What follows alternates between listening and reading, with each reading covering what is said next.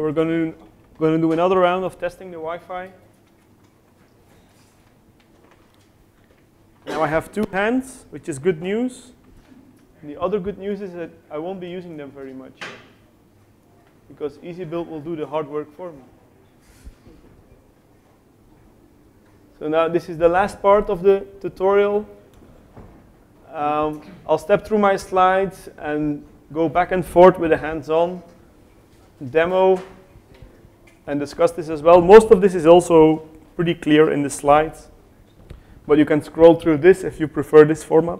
What I want to do before I start talking is fire up something on an AWS VM similar to what you have, but it's a little bit more powerful. This has 8 cores because I want to install TensorFlow in a container image, and it takes a while.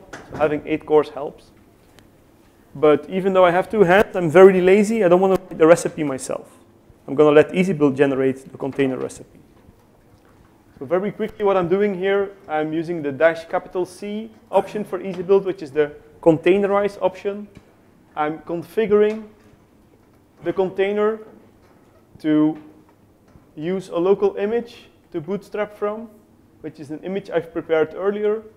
It's a CentOS 7 container image that has all the TensorFlow dependencies and has the FOSS 2019A toolchain pre-installed. So I don't want to redo all of this during the next hour, which is pretty much impossible. It would take too long. So I've pre-built this image, and the only thing still missing in it is TensorFlow itself. And I'm also going to give the EasyBuild command in the recipe a couple of additional options, mainly the trace, so we can see how it's making progress. And just to be on the safe side, because earlier this was failing and I had to log into the log file, I'm going to tell it to use /tmp as a temp directory. So by default, it does something else. So this is the container configuration part. And then I'm just going to tell EasyBuild, please install this version of TensorFlow inside. So because I'm using the -C option, this will not install anything. It will just generate a container recipe. And it will put it in the container subdirectory as specified in my configuration, which should be in $home.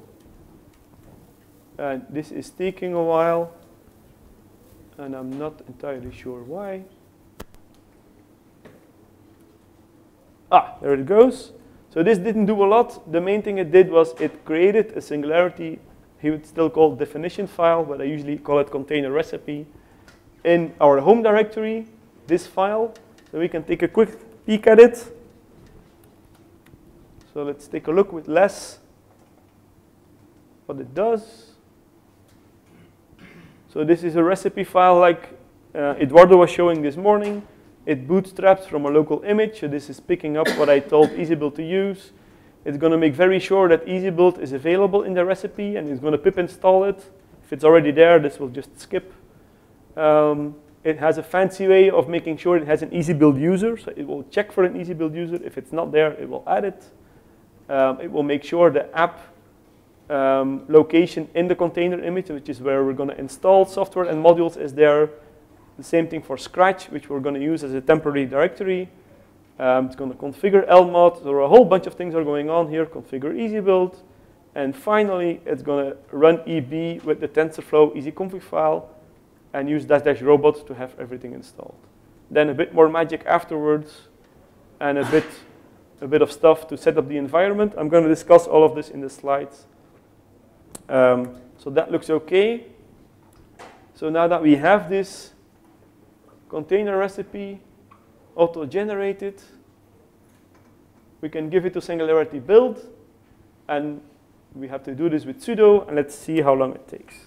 So when we do this, Singularity will do its magic of picking up the local image and starting the build, and after a short while, hopefully not too long, you should see EasyBuild kicking off and starting to install TensorFlow. So this is the EB command that is running inside of the container being built, and now you see EasyBuild downloading the sources for TensorFlow and doing its magic. I'll get back to this later. I'll let it run for a while. It should take about half an hour. There it goes, starting to install dependencies for TensorFlow. I'll get back to this later. So what I want to look at now is how you can use EasyBuild to do this kind of stuff. And I'll talk about two things. First of all, how you can use EasyBuild in Singularity container recipes, and then how you can generate these recipes using EasyBuild itself. So if you want to use EasyBuild in a container recipe, there's a bunch of things you need to take into account.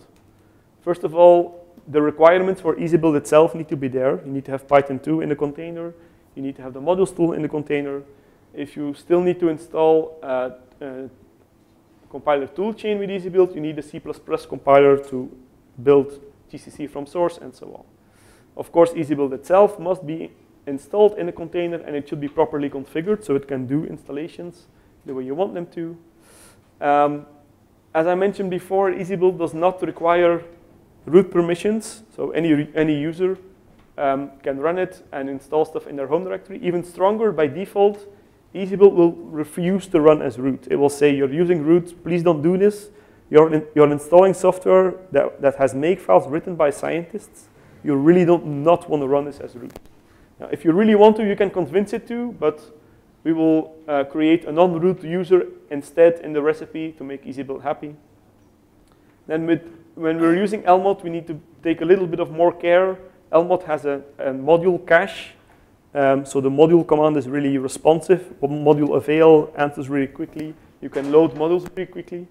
When we're done installing software with EasyBuild, we'll have to update the module cache, and I will show you how that works. And then once everything is installed and Almot is updated, we will also have to set up the environment section. Remember, EasyBuild installs a bunch of modules that you should then load to start using the software. When we have a container image, we want to be able to just use the container as is with everything working without having to do extra steps. So we're going to preload the modules in the environment section of the container. And one important, very important thing is, remember, EasyBuild will optimize for the host architecture by default.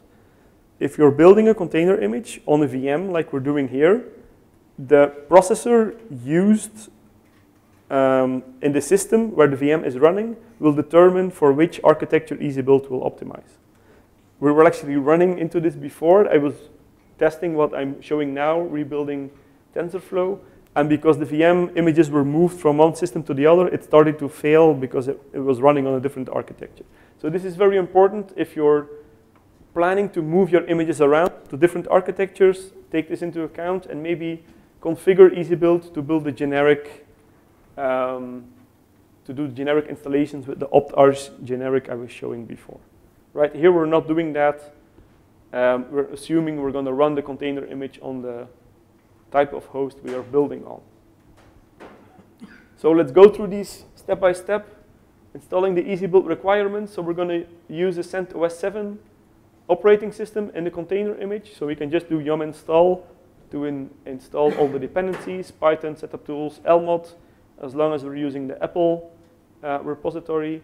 We're installing a whole bunch of pretty basic tools which may already be there, which EasyBuild leverages, like the patch command, the make command, things like this. We install a system C++ compiler, and then two particular Python libraries that we need to install certain things. I actually want to get rid of these because it's stupid that we require them.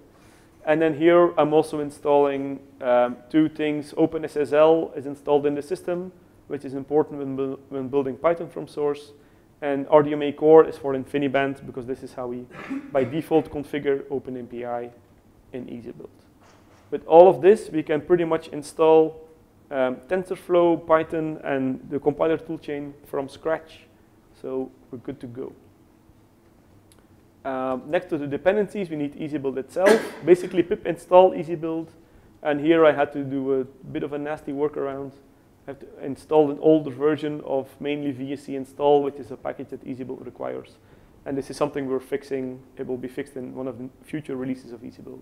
So you won't need to do that anymore pretty soon. Then we create a dedicated user. We do user add EasyBuild, or as I showed in the container image, maybe check first whether it's already there and only add it if needed. And we create two locations that EasyBuild will use, one to install software and one as a Scratch directory. And we make sure the EasyBuild user has access to them. This is only needed because we don't want to use this configuration option for EasyBuild, which tells it to allow use as root and accept consequences. So we're very clear that, yeah, running as root is not a good idea. Not because EasyBuild isn't safe, but because we're installing scientific software with God knows what in the make files.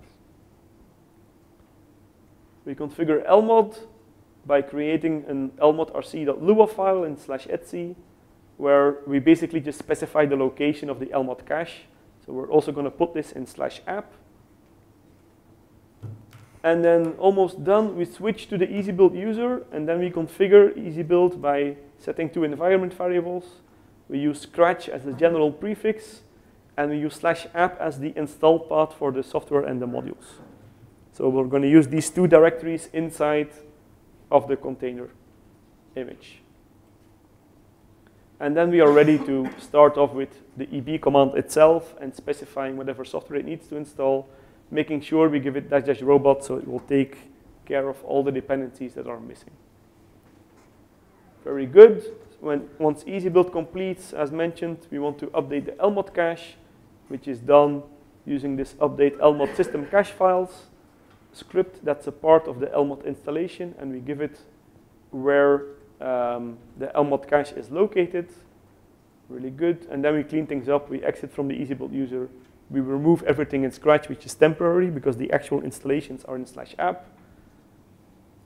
So that is all of this is done in the post section of the container recipe.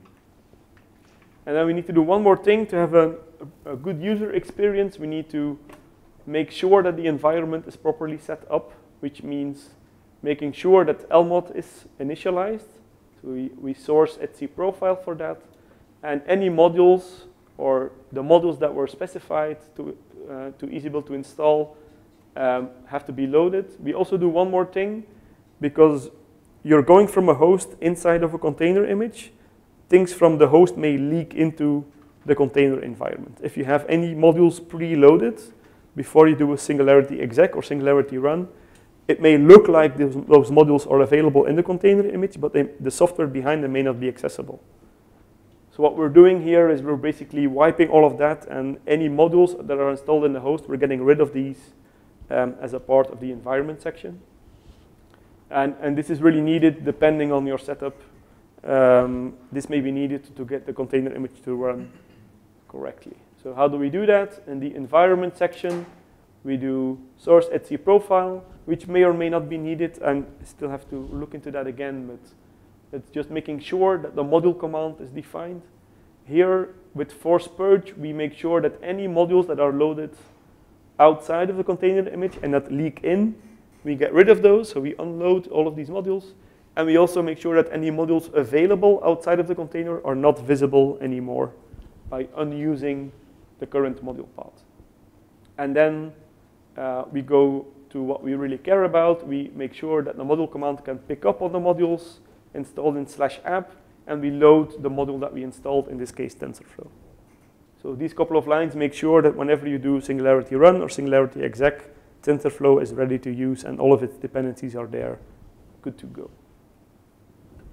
Okay, that was a lot to get right in a recipe. It took me a while to figure it out as well. There's lots of bits and pieces that have to fit together. You have to tell EasyBuild to install things in a particular place, and then Almot has to pick up on those same locations, and all of these packages need to be installed. You need to be careful that stuff doesn't leak from the host into the container image. I don't want to keep doing this by hand, so that's why we added support in EasyBuild to generate these recipes for you. This is pretty recent. It was originally added in EasyBuild 3.6, I think, but it was, let's say, a starting point, certainly not what it was today. In the last couple of weeks, this has been enhanced a lot, so if you want to play with this, make sure you have the latest EasyBuild version, 3.9.2, installed. What we'll do is we'll tell EasyBuild to generate container recipes using the containerize option, or -C for short, which is a lot more convenient than having to do it by hand. One thing to mention here is we still consider this an experimental feature. We're not 100% happy yet with how it works now. So we flagged it as an experimental feature, which means you have to configure EasyBuild to allow for using experimental features. You're basically telling EasyBuild, yeah, I know what I'm doing when I'm playing around with this. I know I have to be a little bit careful and double check on things, how they are happening. And I'm also aware that this functionality may change in future EasyBuild versions. So whatever works now may not work the same exact way in a future release. So things may shift around a bit, which is why we mark it as experimental. Now, this is not going to blow up your computer, so don't worry about playing around with it. It's fairly safe, but just be aware of it. So if you don't configure EasyBuild like this and you try to use containerize, it will just say, experimental feature, please tell me you're sure that you know what you're doing. And of course, because it's experimental, I'm sure things will blow up for some people, so we're very happy to get feedback and bug reports on this. So how does it work? When we do --containerize, EasyBuild will generate a container recipe. It will not perform any actual installations. It will just generate a text file that happens to be a container recipe. By default, it spits out Singularity recipe files. It also supports Docker, but the Singularity support we have today is a lot better than the one we have in Docker. So if you start playing around with Docker, you'll have to make a lot more changes to the recipe we generate today to make things work well. One additional option it has is container build image. If you use this together with the containerize option in EasyBuild, not only will the container recipe be generated, but EasyBuild will actually call out to Singularity build to also build the image. For this, it needs sudo access, just like you do manually. So EasyBuild will call sudo Singularity build for you, and you may be asked to enter a password, which EasyBuild uses to kick off the Singularity build. You can specify a bunch of things for the container, like which OS, which version, additional arguments for the EasyBuild command, and a bunch of other things via the container config configuration option. And then when you're using this, the recipes and images that are generated will be placed in the container path. In my case, $home/containers, because that's how EasyBuild was configured. Two different ways of using this, depending on the Bootstrap agent you will use, or you will tell EasyBuild to use. And I'm discriminating between two types of Bootstrap agents. First of all, the ones that build a container from scratch, like if you specify any of these, Yum for Red Hat-based systems like CentOS or RHEL, Bootstrap for Debian or Ubuntu. This basically means that you're going to start a container image from scratch. You're going to start from an CentOS ISO that has very minimal stuff installed, and you're going to start installing packages and installing software with EasyBuild on top of that. Together with these Bootstrap agents, you have a couple of additional things you can specify. The version of the operating system, the URL where the ISO should be downloaded from. So EasyBuild sets a default here. It uses CentOS when you're using Yum as a bootstrap, and I think it uses Ubuntu when it uses Bootstrap as an agent. I'm not sure.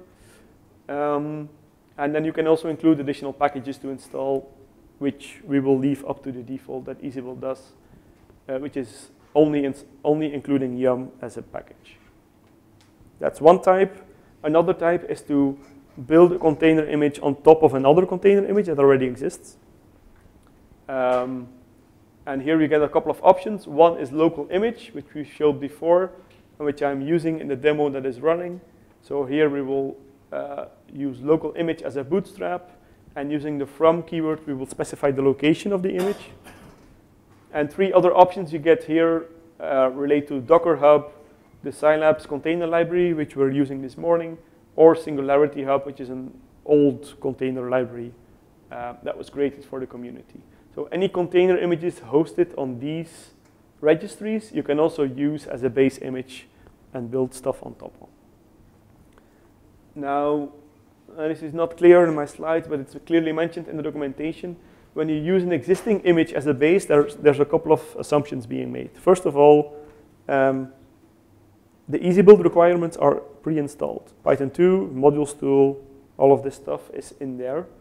The recipe that EasyBuild generates when using this type of Bootstrap will include a pip install EasyBuild. So if EasyBuild is not there, it's not a problem.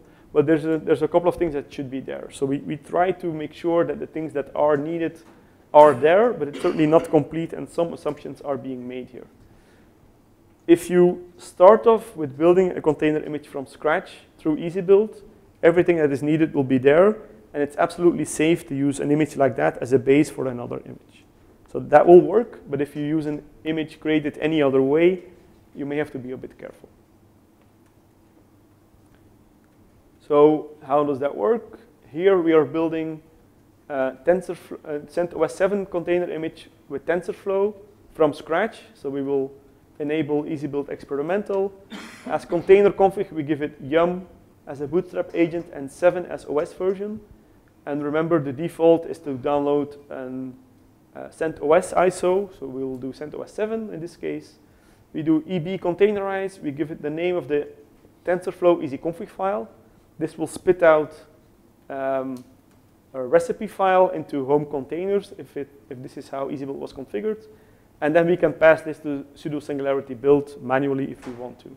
Now, note this last step could actually be done as a part of this if we give it the container build image option as well. So we're just now doing it in 2 steps because that gives us the opportunity in between to take a look at the recipe before actually going ahead with the build. Another example is using the ability to stack container images. So here we will start with the container image for the FOSS 2019A toolchain. We will build a container image for only that, only the toolchain. That's useful because we can use this image as a base for building other container images. So in step 2, we will use this FOSS 2019A container image as a base. So here we're using the local image Bootstrap, and we will build this SciPy bundle easyconfig file. This is one of the dependencies for TensorFlow, and it's a pretty common thing. This is basically just NumPy, SciPy, Pandas, a bunch of these Python packages that are not only useful for TensorFlow but also for other things. So we want to have an in-between container image that we can also use in other situations. Once that completes, and note here we're configuring EasyBuild to actually build the image itself as well, so we don't need a Singularity command. EasyBuild will do it for us. Once we have this SciPy bundle container image, we can again use this as a base to then build a TensorFlow image on top of that. So in the end, we'll have 3 different container images: one for the toolchain, one for the SciPy bundle, one for TensorFlow. And whenever we need to build another Python software that also depends on NumPy or SciPy, we can reuse this SciPy bundle container image for other stuff. There's one important detail here that I skipped, which is a bit of a bug, sort of, but I'm not quite sure how to fix it. When you're building TensorFlow from source, TensorFlow uses Bazel as an installation tool, so EasyBuild will also install Bazel. Bazel is based on Java, so EasyBuild will need to install Java. And it cannot automatically download the source files for Java because Oracle wants you to sign something in blood first before you can get the installation files. So what we do is, rather than letting EasyBuild download it, we pre-download it manually, and we put it in a place where EasyBuild will pick up on it. So the container recipes that EasyBuild spits out consider temp EasyBuild sources as well inside of a container image.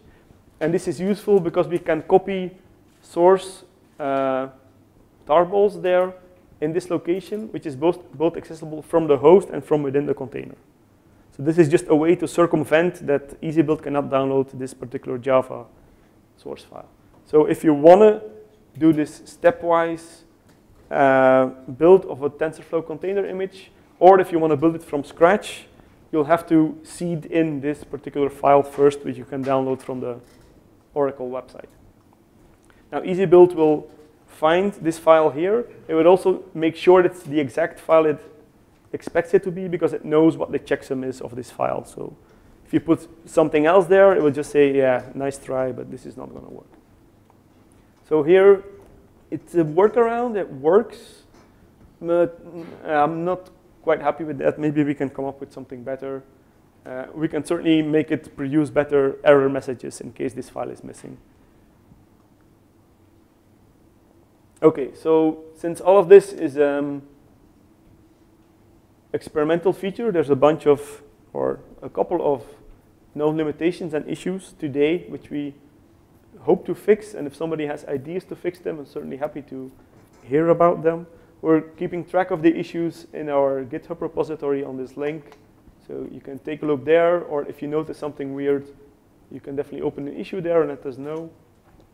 One thing that's very clear is the yum install commands we add for packages are hard-coded. So if you try to use Ubuntu or tell EasyBuild to use Ubuntu in a container recipe, you will still get yum install commands, which doesn't make sense. So this is something we haven't fixed yet, and we'll get around to that eventually.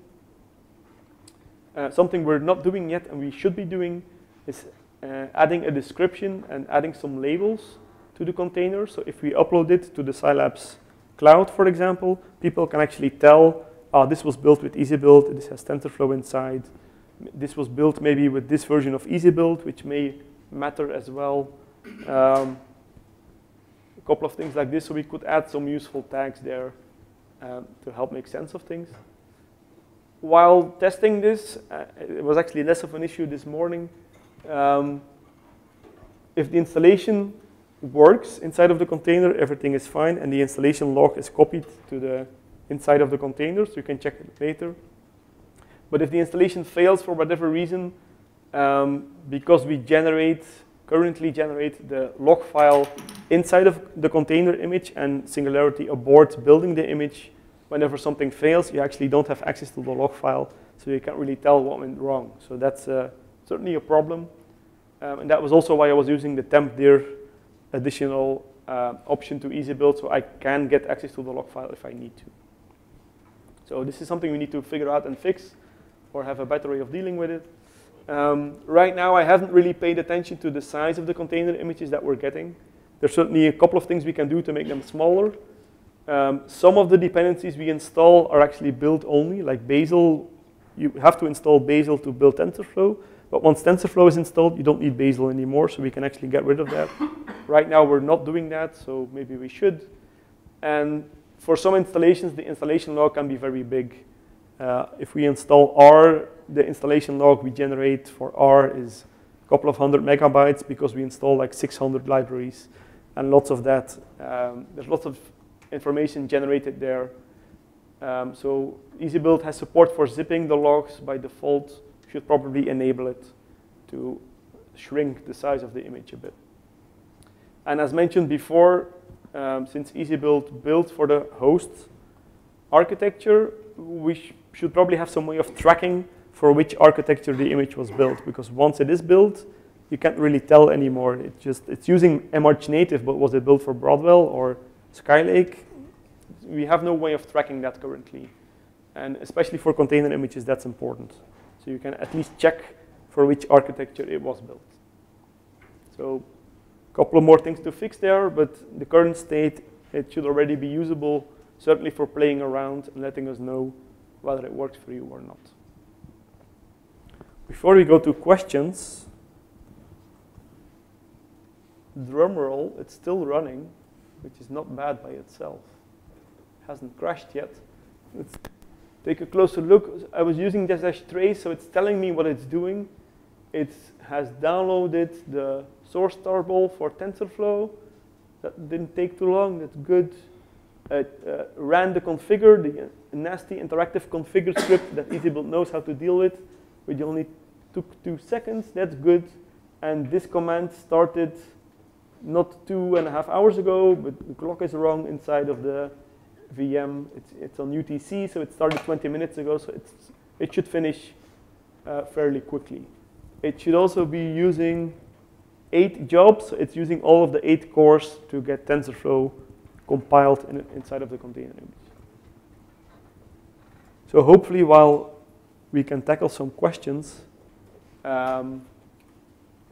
this should be finishing in the background. Any questions on all of this?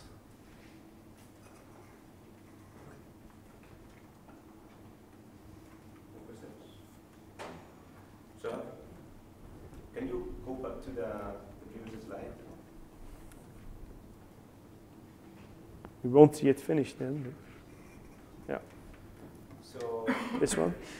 yeah, so we have a piece of code that allows you to identify the processor, the microarchitecture that you are using in the running course. Okay. And it defines the path based on that. So it uses LS CPU. Then we have a kind of a hash and in a plain text file. Yeah. And then we change the path based on that. And then the OS and OS release and so on. Yeah, something like this could be useful to track. Yeah. We can share that with you. Yeah. You can incorporate this in this. Yeah. Pretty simple. It's pretty short. Yeah, it doesn't have to be. It doesn't have to be complicated, but it's just you need some way to track what it was built for, and ideally not only track the host for which an image was built, but also have a way of checking when you move the image to somewhere else. Is it a newer architecture or is it older, and how big is the gap between? So that's where it becomes tricky. Probably you need to compare model, family, stepping stuff. So yeah, I have no way how to do that. So at this point, this is how we build the applications. So architecture aware, and so that's the way to do it. Especially when you work in the cloud or in a perimeter, you can use clusters. So it's the way to. Yeah. So what it does, it computes some kind of hash that represents the architecture, but it's not human readable. It's Excel based. So it's if you type LS CPU, probably if you have the command there, you will see it. So it returns an Excel code. I'm not gonna interrupt this guy. Don't worry, don't press control. No, I can. No, I won't. I can test it in one of the other VMs, but so it's some kind of hash. But does it only work in one way? In the sense that you get a hash for your host system, but can you from the hash tell what the host system was? It works in both ways. Yes, you can make it work in both directions. So this could fix that challenge. It could certainly help, yeah. And with the Singularity container, you could have multiple binaries. Yes. Targeting different architectures. Yes. And using the same image to run You can. everywhere. Yeah, that's a good point. This way, the portability that we. Yeah. That's another thing. You can actually. It's done. It's done. Good. No, it's not done. This is the other login to check on LSCP. This is another VM. This one is still running. Okay. It'll finish. So the other concern, so the big concern nowadays is the portability. Yeah. Because at the end of the day, the container image, it becomes quite easy, massive, so several gigabytes. And if you want to move this massive disk around, it's going to be a challenge. So some applications works really nice compiling them statically. So BASP is one of them. Yeah. And so it's just having just a binary, a different path in order to achieve that thing. But I know that there are some applications that the challenge is much. Yeah. So like for Python, compiling Python statically is not that easy. Yes, you can do exactly. it. You can do it, but it's easy. So that approach is not going to work for all the applications, but maybe this is something that can shrink quite a bit. Yeah, there's several things we can do to make. If the size of the container image is a big concern, you can trim it in various ways. We're just not trying at all right now. The image sizes we're getting now are not that crazy, right? So when you go in /containers in the AWS instances you have access to, we have some pre-built container images that were built through EasyBuild. In the TensorFlow that I was testing before is there as well. It's only 1.5 gigs. So for TensorFlow itself, you can shave some stuff off by getting rid of Bazel and getting rid of some other build dependencies and zipping the installation logs, which will shave off maybe 300 megabytes, but yeah. But in this approach of having support for that's a different story. You have to multiply this value for each, or pretty much this value for each. Not for everything though. There's some dependencies where it doesn't matter. For some of them, it won't matter. For TensorFlow itself, it will matter, of course. So there you will have to do a fat build and have each of them, and probably also have a generic build as a fallback. Like if you're on a host and you're not sure what, okay, for portability of the container image, I'll use the generic build because I'm not sure, and I'll spit out a big fat warning, like I don't know what I'm running on, so I'm going to be safe and use the generic one. Yeah, so n+1 builds. Yeah, hopefully not for a too big n, but yeah, you'll have an image of a couple of tens of gigabytes. Yeah. So, yeah. Another way would be, rather than having separate installations, letting the compiler build fat binaries. That's also an option, but that won't work with everything. Question?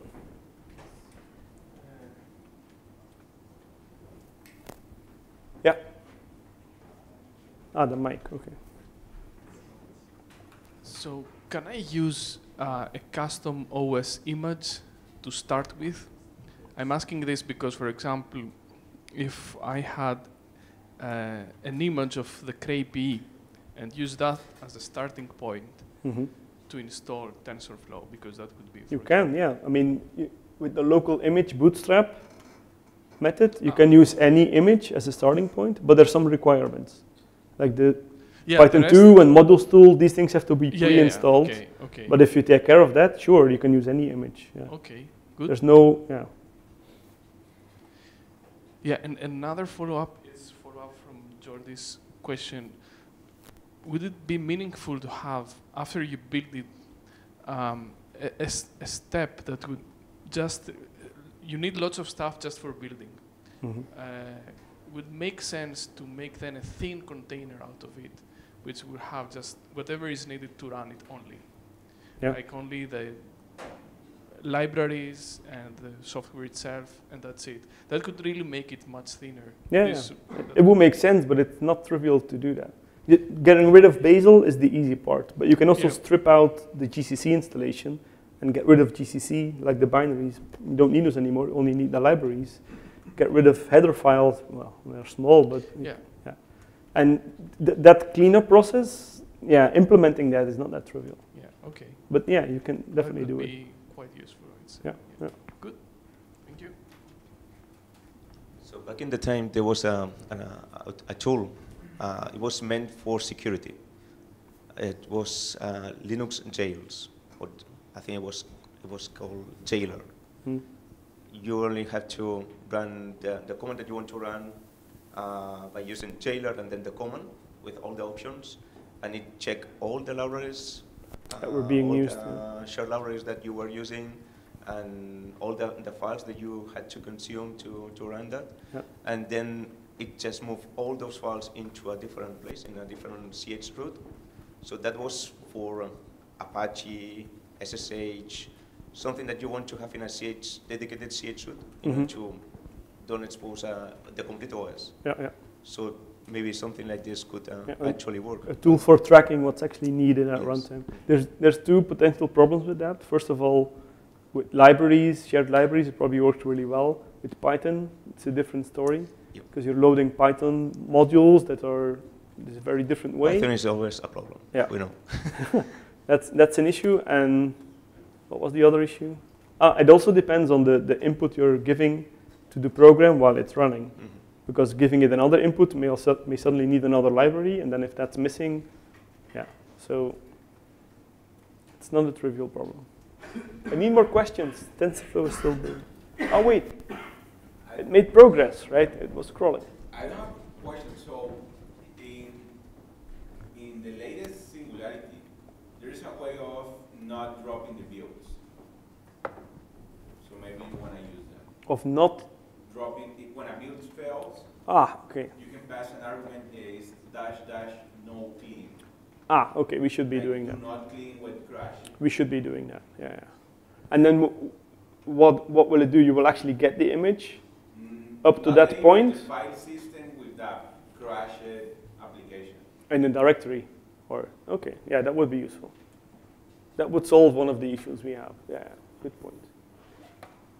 It completed the Bazel command. It's running pip install. And it's doing the sanity check, running a bunch of import checks.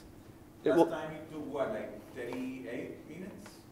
The build itself was 29, and then a couple more for pip install. And now it's running one of the tutorial examples inside of the container image to make sure that TensorFlow works. This will probably take another couple of minutes, but it's basically completed. And while this is, let me switch to the other one. So here, this is basically the image you will get. And let me show you how it works when we shell Singularity shell containers TensorFlow. So when we open a shell inside of this container image, let me show you the effect of the environment section we had. So if I run ml for module list, we will see that all of these modules are preloaded. The TensorFlow one is there as well, but you can't see it. Why not?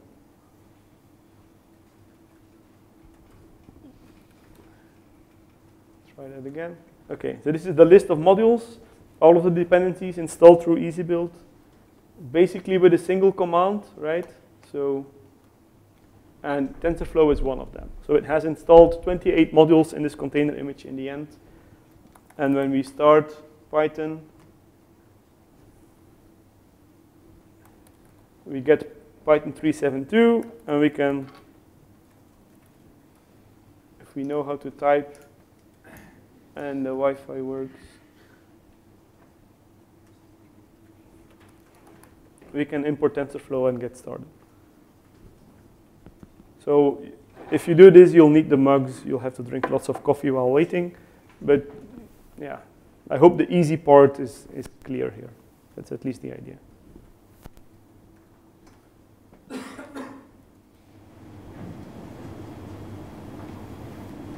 Yeah, another question. So I tried to install TensorFlow from source on my desktop at home on a gaming card and tried to compile it with GPU capability. Is there an EasyBuild recipe for that? Yes. That lets you use older cards, because that was one of the problems I was having with the computer capability. Well, I have to check what, make it a bit bigger. I'm just running this locally here, but if you look at which easyconfig files we have for TensorFlow 1.13.1, which is still directly stable, let me use the short output. So you have this one, which says FOSS CUDA. That's a separate toolchain which includes CUDA. And if you use this, so when EasyBuild installs TensorFlow and it sees that CUDA is a dependency, it enables the GPU capabilities of TensorFlow. So what actually needs to be done, I don't know, because it's in the easy block, and so actually somebody else did this. We didn't do this. So this should work. Now, if you want to do it on your desktop, then you'll need a lot of patience, because it will have to install the toolchain first and so on. But you can certainly take a look at our GitHub repository.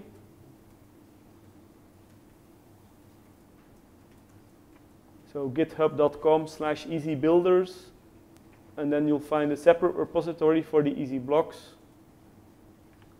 And there you can go check the Python script we use to install TensorFlow. And it should do, I mean, it's not going to be easy to digest, but it shouldn't be entirely difficult as well. Come on, Wi-Fi.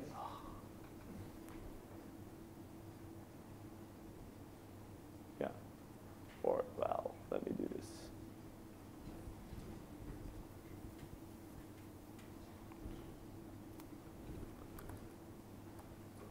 We open it here instead.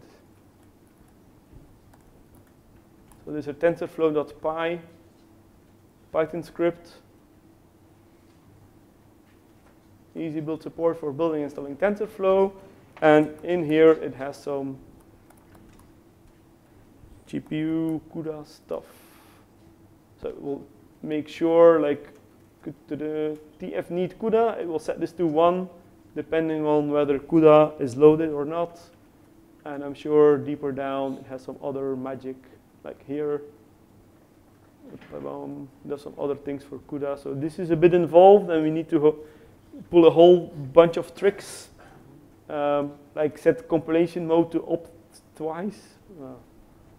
Who knows what's going on here? But if you use this, yeah, here. This is the magic config CUDA. You need to pass this to Bazel as well. So all of these things EasyBuild knows about. Some people in Sweden, we don't have any GPU systems in Ghant yet, but they do, and that's how this is how they install TensorFlow. They actually got this to work quite easily. And here it's complete. So this is, after finishing the sanity check, you get the container image we wanted, which has everything we want. Any further questions? Yeah. Where is the repository when you get these definitions? Where you get, sorry, which definitions? The last command that you ran was searching for the TensorFlow package. Well, this is just part of the EasyBuild installation. So, no. When you have an EasyBuild installation like I do here, the easyconfig file, we ship a whole bunch of easyconfig files as a part of EasyBuild. So if you do eb-search, you will find the ones that we include for TensorFlow. And these are found at the location where EasyBuild was installed pretty much. You can give it additional locations to look for. So it has a robot search path, and you can give it as many directories as you want. You can start creating your own easyconfig files. And as long as EasyBuild can see them through that search, it's happy and it will pick them up whenever it needs to. Yes? Is there any kind of container repository for Hoste 2019A? Not yet, but we will start pushing containers we built to the Scilabs library. So you can pull them from there. You can use Bootstrap library and then whatever we name the image, probably EB-something, EB version dash TensorFlow maybe, or FOSS, depending on what you're after. So yeah, one thing we have to figure out there is how we were going to deal with the architecture stuff. So either we're going to give you different images, one for Haswell, one for Sandy Bridge, one for Skylake, or we're going to build, like Jordi mentioned, one big fat image that you can use on different architectures, or have a generic one. Yeah, we need to figure out those. The generic one is easy, we can do that already. But if we want to give more optimized images, we have to think about how we're going to organize that. But that's something we want to do, and actually anyone could do. Anyone could use EasyBuild, build images, and push them to the Scilab cloud. Yeah. Right now, we feel it's a little bit too early because we're still figuring a couple more details.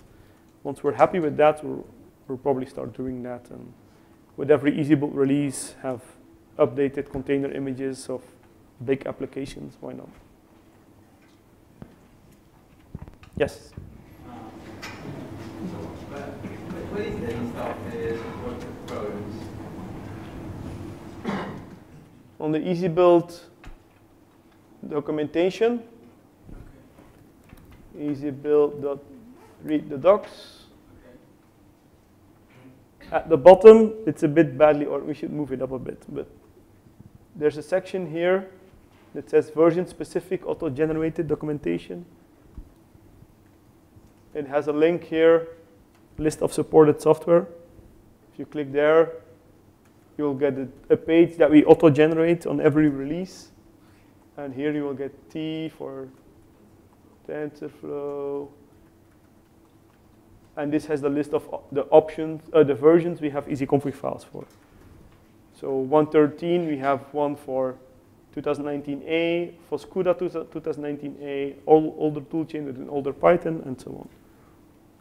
And I can download the EB file directly from there. They are all of these are part of the EasyBuild installation. Okay, so I just have to use the right feature, the right option. the right name of the easyconfig file, and yeah, it should be good to go. Excuse me. Maybe one, but when you install a version of EasyBuild, Yes. and there is another version, new version, you don't. Is it possible to update the ED files in my old version without updating the installation of my? What you typically do is you install. I'm using OpenHPC now. Yes, okay, and it comes with a recent version of EasyBuild. Yeah. I'm sure because I'm the one updating it. I recently updated the version of OpenHPC, but 1 month ago I wanted to install an information about the informatics, and I couldn't find the EV in the version I had. Yeah. And I knew that there was an EV for another version. Let me show you. Let me get rid. So this is just on my local laptop here. I know that installing EasyBuild works at macOS. So this is the previous version. I have a module for this. I can, to be a bit careful, let me do this first. I can module load EasyBuild. Check the version, 391. Now, EasyBuild has a dedicated option, and this was mentioned in the slide. Install, come on. Install latest EB release. So EasyBuild knows how to determine its own most recent version. It basically checks on GitHub. It goes to GitHub, it should double L, yeah. Ah, come on.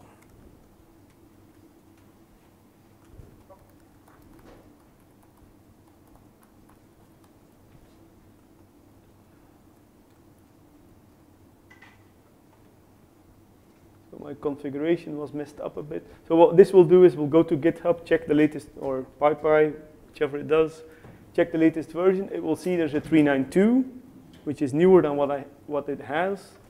And now this is the Wi-Fi talking, of course. This will just install an additional module. So it will not touch the current installation you're using. It will just install a separate module. Then you can module load that, and then you have an updated EasyBuild with all the easyconfig files in place. So even if you're using OpenHPC, even if it has 3.6 or 3.7, it doesn't matter. Just install latest EB release, and you'll get the latest and greatest EasyBuild. In any case, if you want to install a new release of software that you already have, you can always use a try software version. Try software version, yeah. That's another option. But there are less guarantees. For EasyBuild, it may work, but for some things, it's just, yeah. There may be additional changes needed rather than just swapping out the version for it to work. But this is an easy one. Easy build. Easy update.